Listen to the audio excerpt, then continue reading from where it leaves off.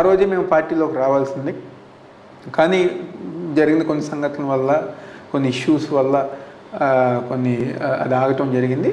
కానీ పైనుంచి ఏదన్నా మళ్ళీ నెహ్రూ గారు కానివ్వండి, వీళ్ళందరూ బ్లెస్సింగ్స్ ఉండడం వల్ల ఒక మంచి నిర్ణయం పార్టీలో తీసుకొస్తాం. జగన్మోహన్ రెడ్డి గారు అదే విధంగా అంటే ఈరోజు ఎందుకు జగన్మోహన్ రెడ్డి గారు అంటే మాకు అంత నమ్మకం, అంత ప్రేమ, అంత ఇష్టం అంటే ఒక వ్యక్తికి నమ్మితే ఏ విధంగా అయితే నెహ్రూ గారు రాజశేఖర రెడ్డి గారితో, రామారావు గారితో ఉన్నారు, ఈరోజు మా మనస్తత్వం ఆ విధంగా ఉంది.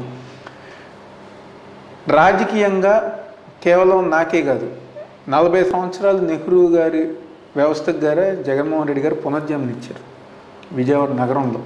ఈరోజు కార్పొరేటర్లు అయినా, నామినేటెడ్ పదవులు అయినా, ఇంకొక 20 సంవత్సరాలు వైఎస్ఆర్ కాంగ్రెస్ పార్టీ కోసం, జగన్మోహన్ రెడ్డి గారి కోసం పనిచేసే బలాన్ని జగన్మోహన్ రెడ్డి గారు ఇచ్చారు. కాబట్టి ఈరోజు జగన్మోహన్ రెడ్డి గారు అన్న, ఆయన నాయకత్వం అన్న మా అందరికీ అనలేని నమ్మకం, ప్రేమ.